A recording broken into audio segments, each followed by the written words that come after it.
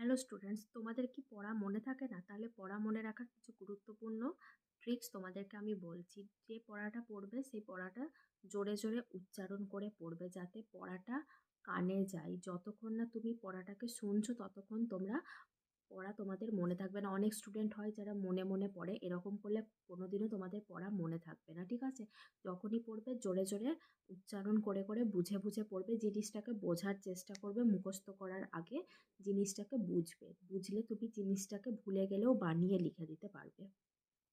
Second যেটা হবে সেটা হচ্ছে, যদি তোমার কাছে একটা ব্লুটুথ কানেকশন থাকে বা তোমার যদি একটা ভালো ফোন থাকে, তাহলে তুমি তোমার ভয়েসটাকে রেকর্ড করে নাও ফোনের মধ্যে, এবং ফোনের মধ্যে রেকর্ড করে নিয়ে সেই ভয়েসটাকে বারবার হেডফোন দিয়ে শোনো। তাহলে তুমি জিনিসটাকে যতবার শুনবে তোমার সেই জিনিসটা ততবার রিপিট হবে আর তত ভালো করে মনে রাখবে থাকবে। আর পড়াকে বারবার লিখবে, যত লিখবে